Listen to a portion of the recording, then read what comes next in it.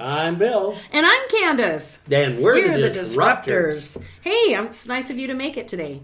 You say that every time I show up. Well, I'm just shocked. Well, I'm always shocked when I come through the front door, to think that you're still here. Well, between your knuckle dragging and, all that stuff. But we had an exciting time when we were gone because I guess there's some institution somewhere with a rubber room that's now got a bunch of emails piling up from the Flash, Wednesday show that we did where I told them you were on vacation.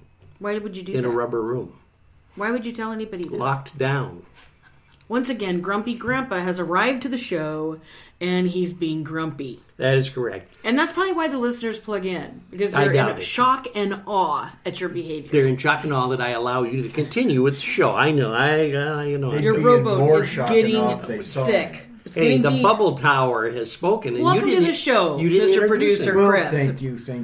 Yeah, we're glad that you're here. Today you're going to introduce a very special guest. I am absolutely intrigued by the industry, and it's cutting edge, and it's going to be something that our nation will be talking about for a long time, because it's not that it's coming, it's here, but businesses are so far behind it that they have a lot of catching up to do. And so what I am proud and excited to introduce Tiffany Chhuom of Fith Tech. And so welcome to the show, Tiffany. Thank you. I'm excited to be here, and I love that we're already starting off by talking about rubber rooms, because I'm also a therapist and have worked in those environments. Well, I know, Candace was there for a couple of weeks, just relaxing. I've listened to the show a lot, and I kind of thought you would be the first candidate for that environment. Wasn't that cutting? The truth has been spoken. Okay, moving right along. Yeah, I thought that might be. I'm going to call my therapist now and see if she's at home. Yes. Hope I know him. Yeah, right. You're just going to make a phone call. Right. So, Tiffany, tell us a little bit about Fith Tech. Sure.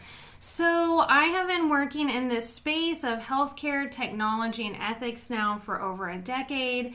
And I started out at the University of Washington, where I was overseeing large teams of 25 people, and they were going all around the state of Washington in trailers and trucks and SUVs and popping tents, trying to hunt down parents to do research on child welfare and our CPS system. And I had a really hard time keeping track of 25 people, so I started using smartphone apps and social media for work purposes. I realized pretty quickly we needed some standards in terms of ethics. You bet. The big word, ethics. I know, the ugly word. Yeah, it's very ugly. I like it. To those who don't have them. Yes, well put. Well put. Have I unplugged your microphone for this show yet? So why should that matter to businesses across the board? Sure. I mean, for every business, no matter the size, I think it matters a lot, because whether or not you're asking your employees to be online or to surf the web or be on social media or not, you can't control what your employees are doing every minute of the day, and you can't expect them to do the right thing if you don't give them clear expectations and training. And I love to share a story about a situation that happened not that long ago. It was a large retailer that had chains all over the country, and there was a customer who went in and they were looking for some merchandise. Two folks were working on the floor. Nothing about their job required that they be online or they be on social media, but they were playing on their personal cell phones, which happens quite a bit. And one of them decided to take a picture, a not so nice picture, of the customer, and then shared it on a social media application. And pretty quickly, it just so happened that the customer had a friend who saw this picture, took a screenshot, sent it to the customer got an attorney, and they won a lot of money. Wow. That's just one example. That's a good example. Yeah, I mean, that's the thing, is you are liable in some ways for what your employees are doing when they're on the clock, even if, you haven't asked them to do that, like playing around on their phone on social media. So I help nonprofits, the government sector, small businesses, for-profit, you name it, develop social media policies and to do training. So at least there are some clear expectations, and they're showing that they've made a reasonable effort to try and conduct themselves in a professional manner, no matter if it's, the boss or the entry-level person working for them. Well, this has been a challenge because technology has, arrived and people have utilized it, long before we ever thought about putting some structure in place. And, we do see this. It's constantly up in the news. We constantly are seeing that piece broken. So what can you actually expound upon as far as owning a small business? And how do you approach that? Because sometimes it's like eating an elephant. I know it's bite, but in a world where it's just kind of like, okay, so what does that mean, Tiffany? What does that look like? Sure. So is it just adding an addendum to your employee handbook, or is it actually taking the time? KISS, right? I don't like the word stupid, but smarty pants, So how do you actually make that applicable? Right. What I like to do is sit down and understand more about that person's business and what field they're in, because it depends. So, for example, if I'm working with somebody in healthcare, there's a lot of extra regulations, or in finance. But even if I'm working with somebody who's not in that, it's about, okay, how many employees do they have? What are the ways in which their operations work? And I think what's really important is to understand, as you said, this is a constantly changing setting, right? So the risks change in terms of safety and security. You really need somebody who eats, breathes, and sleeps, smartphone applications and social media. And so if you're a business owner, 9 times out of 10, you don't have the time to be intimately understanding the user agreements and the security risks as they change for 5, 6, sometimes up to 10 different social media platforms. But what you can do is hire someone like myself who does breathe, sleep, and eat everything that has to do with that all the time to come in and help write a policy that is written in a way that will actually last for a while. And there can be updates, maybe on an annual basis, but the bulk of the work can, if it's structured in the right way, it can be written so it's pretty sustainable. I think it's important to hire somebody like myself who also has that added background of working in compliance, working in the government sector, who knows how to write policies for a company really well.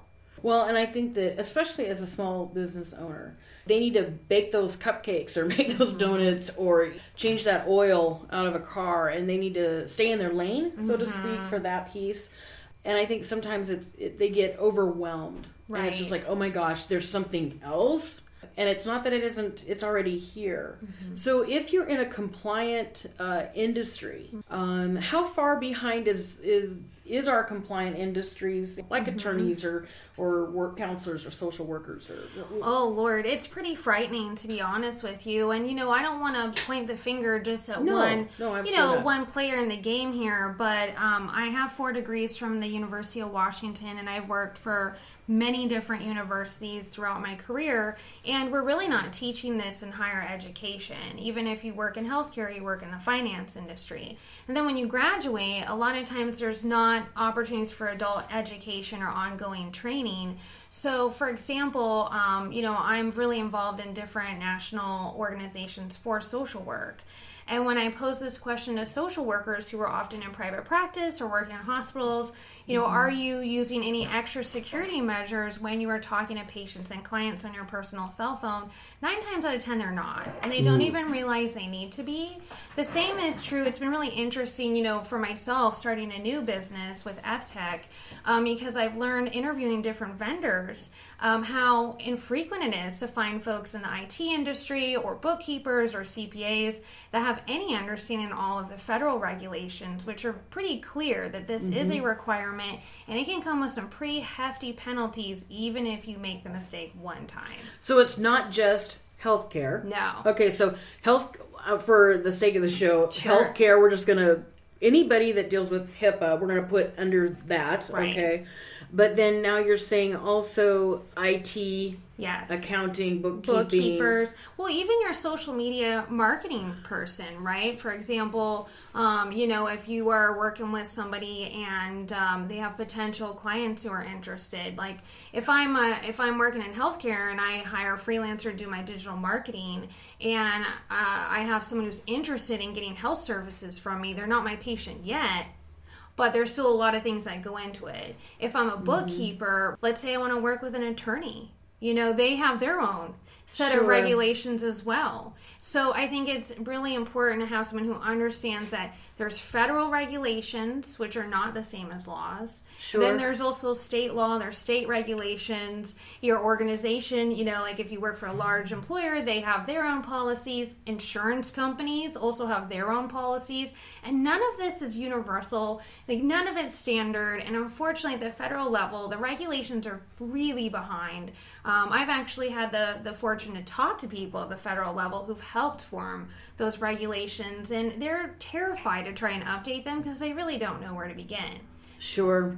Well, it's a huge thing. I mean, they just really launched the tail end of this last year, or the middle, I guess maybe it was June of last year. Don't quote me on that piece. But where really they started hammering insurance for information to protect data for businesses to actually pay for that.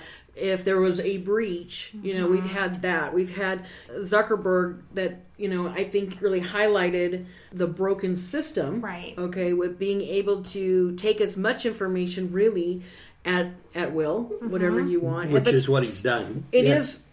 And on top of that, I mean, there's other companies that have done the same thing because I want to say it's just willful ignorance. Right. We're choosing just to look the other way because we don't want to acknowledge it. And God, just don't stop at my door. Right. Right. But it's there, like you said. Another example of this is a lot of people don't realize that whether or not you choose to be on Yelp, anybody can create an account using your business name. And if they beat you to the punch, they now control that. You don't get to go tell Yelp to remove this. So, the PR part of this as well is really important because, so much of the time now, people are only going to do business with you if they think you have a good reputation online. But just trying to control that, can be really difficult. And I think living here, especially in Washington State, where we've got so many big players in the tech industry, there's a higher expectation that you are, as a small business owner, thinking about these things, how you come across on multiple platforms, how you conduct yourself. And I think at the end of the day, it is wise to consider hiring folks to help you do this work. Are you able to go into a business, Tiffany, and do like a business assessment to find out exactly where their gaps are in this process? Yeah, like a mock audit, right? So that's what I would do. So depending on the industry, figure out, do they have, are there audits happening for your industry? How often are those? What are the things that they look at? I did do compliance work and prepared for auditing even in academic research and also in healthcare, and those standards are pretty high. So I'm one of these odd people that actually enjoys creating regulatory binders and quality control procedures. And while it doesn't sound fun, it's a lot more fun than paying a $150,000 fine for a one-time mistake. Yeah, I totally agree. So I'm a listener. I'm not sure if I need you, but I want to open up that conversation. How do I get a hold of you? Sure. So you can reach me either at info@ftechnation.com. I am also on LinkedIn, Instagram, Twitter, Facebook, you name it, all the different social media platforms. Now, I have a technical question. I'm going to roll it back a little bit. You were talking about a gal that had a picture taken and it flustered into a mess. When somebody goes in to have a podcast, because everybody now has camera phones. I mean, that's normal. What is the legality of taking a picture? And maybe it's when we do a podcast, we have a sign sheet that they have to give us rights to, publish and all that. But if somebody's child or something walks in behind them and that picture then is taken and put onto a Facebook platform, what's the liability? Are we liable for that even though we're not intentionally? Yeah, for example of this is if you then find yourself in front of a judge, often the judge is going to look at, did you make a reasonable effort for your industry? So were you more negligent than the average person in your industry or less? Which is why if you just take some good measures, like you have a policy, you make sure your staff have it, and you do actually cover it with